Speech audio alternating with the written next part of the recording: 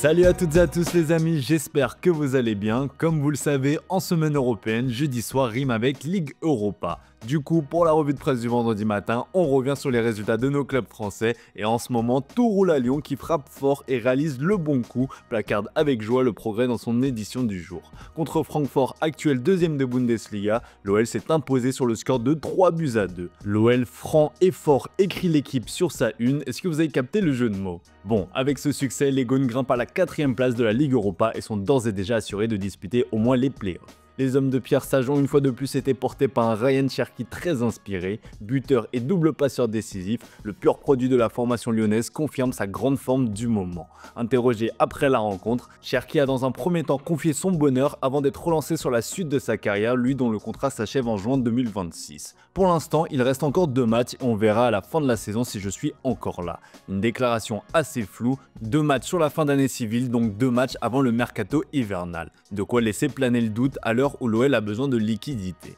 Bon, si tout roule globalement à Lyon, du côté de Nice, l'aventure européenne tourne au cauchemar. Nice matin n'y croit plus ce vendredi matin, c'est cuit peut-on lire après la nouvelle défaite 2-1 sur le Gong face à l'Union Saint-Gilloise. Maintenu dans le match par un grand Boulka, le gym a vu ses espoirs s'écrouler dans le temps additionnel. Les Aiglons sont actuellement 35e sur 36 avec 2 points, autant dire quasi éliminés. On reste en France avant de poursuivre le tour des résultats européens avec le Paris Saint-Germain. Avec sa victoire face à Salzbourg en Ligue des Champions, le club parisien a évité la crise. Cette victoire rassure les troupes mais ne fait que reporter une potentielle tempête en cas de défaite face à Manchester City lors de la prochaine journée de Ligue des Champions. Bon, avant de penser à ça, le PSG préparait 3 grosses surprises en marge du choc face à l'OL ce dimanche. Selon le Parisien, une petite cérémonie pourrait avoir lieu avant le match afin d'officialiser les prolongations d'Hakimi, Vitinha et Nuno Mendes. Pour les deux premiers, c'est déjà bouclé, les deux hommes ont prolongé jusqu'en 2029. Pour le latéral gauche, les ultimes détails sont sur le point d'être finalisés. Des prolongations en catimini, écrit le quotidien régional, qui fait écho au nouveau projet du PSG avec le collectif qui prime avant tout.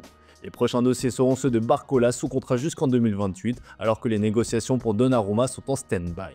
Enfin, la prolongation de Luis Enrique jusqu'en 2027 est déjà bouclée, mais le PSG attend de trouver un accord avec le conseiller sportif Luis Campos avant d'annoncer la nouvelle. Pour être bien complet sur l'actu dans l'Hexagone, Paul Pogba fait de nouveau parler de lui, souvent lié à des rumeurs l'envoyant à l'Olympique de Marseille ces derniers temps. Le Français a fait une sortie qui ne devrait pas plaire aux supporters marseillais. À l'occasion d'un FaceTime avec un célèbre influenceur brésilien, la pioche a été interrogé sur la possibilité de jouer au Brésil. Il lui a été demandé pour combien d'argent il serait prêt à signer chez les Corinthians. Réponse de l'intéressé qui a déjà fait le tour du Brésil. Rien, zéro, je joue pour l'amour du football. Une déclaration sur le ton de la plaisanterie certainement, mais qui n'est probablement pas tombée dans l'oreille d'un sourd. On reparle terrain direction l'Angleterre avec le quasi sans faute des clubs anglais. Comme le relaie le Daily Mail sur sa une, Chelsea a battu Astana 3-1 avec ses minots.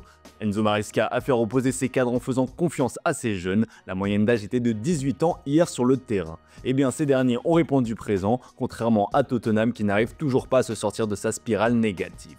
Les Spurs ont arraché un nul 1 but partout face aux Glasgow Rangers grâce à un but de Kulusevski. Preuve que ça va mal, un petit clash a eu lieu entre le coach Postecoglou et Werner sorti à la mi-temps. Le coach a expliqué en conf d'après-match que sa prestation était inacceptable, ambiance.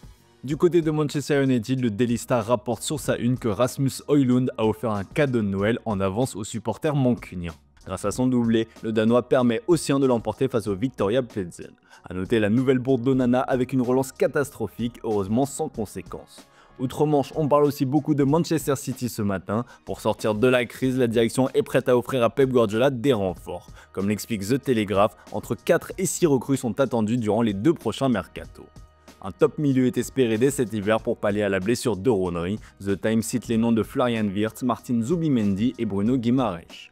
Le Daily Mirror explique que Guardiola aura le droit à un chèque en blanc. Du coup, un attaquant est aussi ciblé pour permettre à Haaland de souffler et un latéral droit pourrait aussi débarquer dans l'optique de remplacer Kyle Walker dans le futur. On continue ce tour de la presse sportive dans la botte avec un carton plein pour les clubs italiens. Ce vendredi matin, le Corriere dello Sport s'est enflammé pour la prestation de la Lazio face à l'Ajax hier. Les hommes de Marco Baroni ont dominé l'Ajax sur le score de 3-1 et permettent au club romain de prendre la tête du classement d'Europa League. Avec 5 victoires et un match nul, la Lazio réalise un parcours quasi parfait. L'autre club de la capitale italienne a aussi frappé fort hier. Il Romanista relaye la belle victoire 3-0 de la AS Roma face à Braga.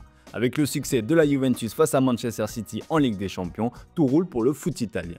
Bon, si on veut relever un point négatif tout de même, l'AC Milan doit gérer l'épineux cas Théo Hernandez qui traverse une bien mauvaise passe. Dans sa vie personnelle déjà, puisqu'il a été lié à une affaire d'agression, sur le terrain ça ne va pas non plus, il est dos au mur, juge la Gazzetta dello Sport.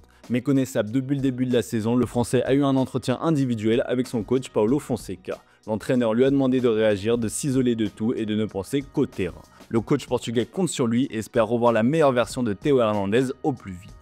Allez, on termine ce tour de la presse sportive en Espagne avec le Grand Barça qui est bel et bien de retour. Si en championnat le club catalan laisse filer des points par-ci par-là, en Europe ils sont bien présents et la victoire spectaculaire face à Dortmund en témoigne.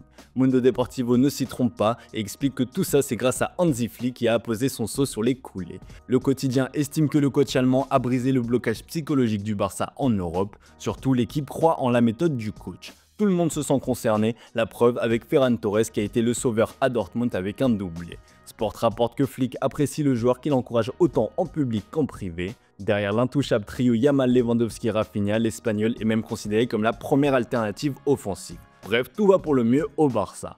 À Madrid, l'Atlético se met aussi à rêver d'une saison canon avec son duo Griezmann-Alvarez comme le relaye le journal AS. Les deux hommes sont à 23 buts cette saison, 11 pour Grisi et 12 pour l'Araignée qui semble enfin s'adapter après des débuts compliqués. Les deux sont essentiels dans la folle série de 10 victoires des Colchoneros, juge le média. Enfin, on termine avec le Real Madrid qui a pris une décision risquée pour sa star Kylian Mbappé. Comme l'a communiqué le club madrilène, la star est touchée à la cuisse gauche. A priori, les examens ont révélé une légère lésion. Il ne devrait donc a priori pas être écarté trop longtemps. Selon AS, le Real Madrid a même prévu de le convoquer pour la finale de la Coupe intercontinentale qui se jouera mercredi prochain. Il pourrait même être utilisé par Carlo Ancelotti en fonction de l'évolution de sa blessure. Voilà les amis, c'est tout pour ce matin, merci pour votre fidélité, très belle journée à vous, on se retrouve comme d'habitude en fin d'après-midi pour le traditionnel JT Foot Mercato.